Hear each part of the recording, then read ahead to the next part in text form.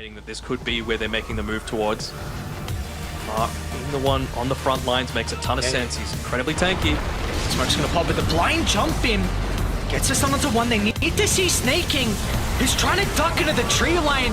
They'll be able to protect Melrin. Age is getting claimed instantly. Finally, they'll deal with Snake. So not only Knight to be able to protect them.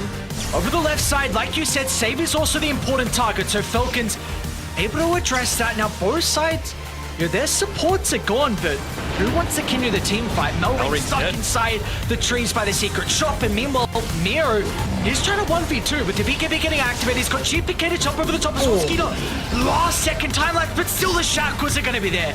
Even afterwards, it doesn't matter. Skeeter goes down. The BB team can now knock on the high ground after that team fight goes their way. There was pretty much zero impact on that team fight there from Snay, unfortunately. Couldn't use his wand, no mech, no Guardian Angel, no heals. Oh, he wasn't able to get the chain away now. Amar held into place. Still going to try and go for the finishing blow, but Amar, are you going to be able to escape? Yes, you got the kill, but now latched up and brought down. Psyche's got another round of the focus fire. Crit's going to be chased down with the BK.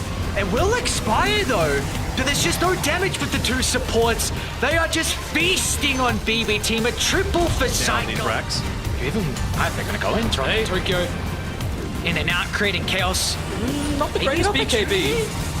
Yeah, now Psyche, he's going to have to use his own as well, but this is a big opportunity. Some questionable decision making. Melrin trying to close the distance onto the Wind Ranger. They're going to be able to blow up the carry. Onto the backline, Miro doing as much as he can to slow down Snaking, but Falcons are not out of this just yet. BB team giving them a lifeline here. Miro is just looking to bring one person into the grave and won't be able to do so, but get it with the Lincolns. They get a glimpse of everyone else. GPK with a jump into the backline, trying to deal with the supports. Tokyo eyes off Snaking, but the damage is being split, and meanwhile the turnaround, GPK falling low. BKB is going to be activated at the last second. It's not going to matter in the end. They've got the physical damage to go through, and Melrin also spies out Save, and this is the opportunity they needed from Falcons. They were able to find a way back into this game, and now the team fight, they're going to be able to find back-to-back victory. Still a while away to be able to get there. Jamar, the target you want to try and poke. Hunter Tokyo in a little bit of trouble. He's fine with the status resistance. Melrin as well is going to be able to catch out GPK onto the low ground. It's a lot of damage. Skeeter with the crits. GPK is going to be okay. Meanwhile, Miro on the Omni. When he found Snaking, but no one else is there to be able to fall with the Roar. Finally, they're going to be able to get rid of Snaking without a buyback. But Psyche, oh, he's not finally turns to Satanic. Is able to get back up to though. Health. Without the ultimate, he's going to be lacking some of the damage output. Crit's able to jump over the top, enabling Melrin. Have they got what it takes to be able to bring down the Wind Ranger? It's not the case. Psyche steps out. Now somehow still dies in the end. I think the damage over time from the Storm Spirit. GPK still inside the tree line. Melrin completely out of mana. Maybe there's an opportunity for Miero back into the middle of the crit. Another double stun. And Amar just goes uncontested. The Tempest Sword's damage. Going to give themselves that extra life to be able to do so. But all of that damage just across the board from Falcons. 10k from Melrin. Okay, fought back. He doesn't have a TP. Oh boy. Oh no. That is a quick DC at the very end of it all. You think it 10 minutes. So I think Nothing to Say should do it again. Or go back to Fallen's Ancients. He should go and get caught. Oh, a spear on the DK. Makoto, save, bubbled up. He does have the Aegis on this Makoto Dragon Knight. So 2 lives, as well as the Satanic BKB. Arena's down, trying to catch out Akashi. First life of the DK gone. Marana, Akashi's dead, and so Jokam. Trouble now for Talon. G2IG hold their high ground, and a double kill for Nothing to Say. Okay. Game's on. How? G2IG just run up to high ground, the ping pong effect. They come are to our high very ground. strong. They are very fast at killing buildings. How many lanes? 2 lanes? Maybe all, unless DK bites? 30 seconds. Let's see. I guess this is a tough choice to make, but I feel like it could be all.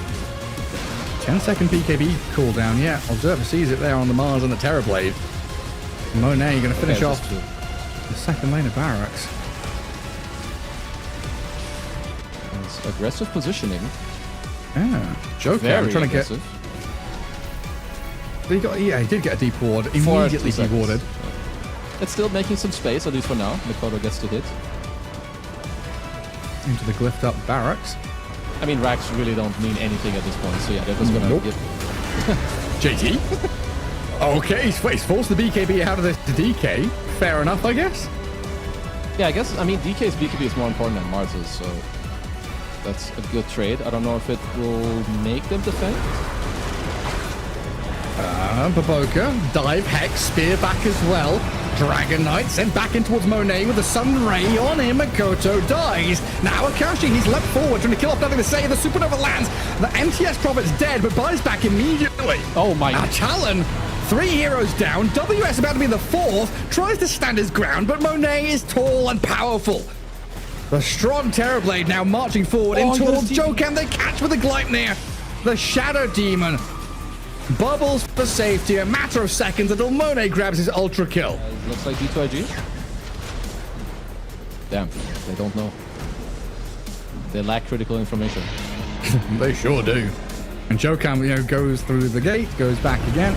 Oh. And you realize now, WS, Jokan, the damage from Monet is too much. WS is BKB'd, but X-Nova drifts over the Roche pit back to safety as JT Arena just in time. Perfectly placed, spears up the Slardar, and Monet can now unload tremendous amounts of damage.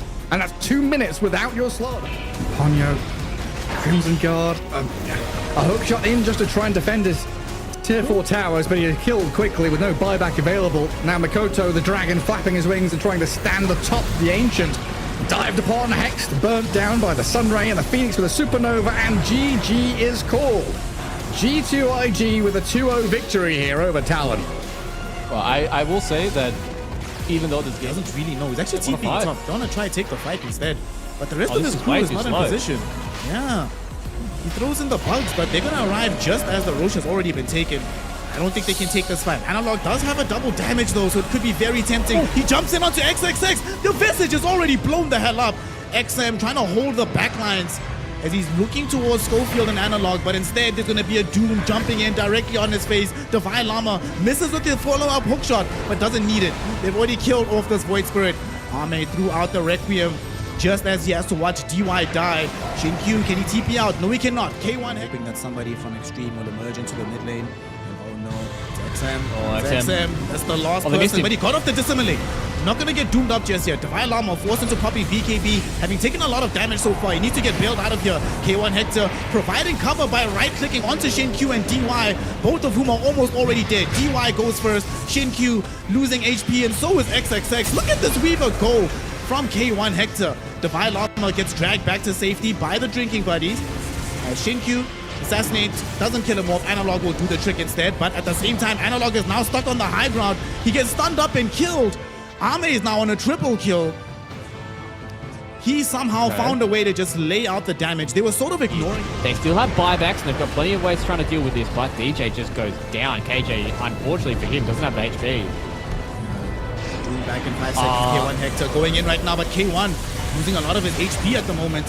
Hasn't yet popped any of his BKBs because he hasn't. Again, in 5 seconds, the Ancient, they're just going for the throne. There's too much damage. 9k gold lead. They're smoking up through the middle because K1 Hector is very, very cavalierly just pushing a lane of racks. Just don't mind me, guys. I'm just chilling, doing my thing. Dude, this is actually highway robbery. How can you do this and then just walk away? There's nothing you can do about it. In fact, they jump in though. DY look for the overgrowth. Didn't find enough targets though. The tornado caught Ame in the top, so he cannot really help with this fight. But they blew up the Schofield Skywrath Mage. DY will end up falling, and now here comes K1 Hector, wanting to rein in his damage, fighting 1v1 against this Bristleback. He's been shackled up though. This might be their opportunity. This might be the only time. He's falling lower and lower, and they eventually get him. K1 is down. Now, who else is going to be taken along with him? Divine Llama trying to run down XM, but he's run out of mana right now. Starting to run out of HP as XXX just running around him, trying to dish in the close spray damage. The arrow will miss both of the targets, and I don't think he wants to go up the hill for the full chase. Tornado ensures that the TP out is there for the Centaur. He's going to be cool. I don't think KJ will be as lucky. They were hoping for a Sunstrike kill onto XM at the very... When they head towards the Roshan pit, they know that this is the next port of call. This would be an excellent time to arrive, but this Roche goes very quickly, Flute. They're too late.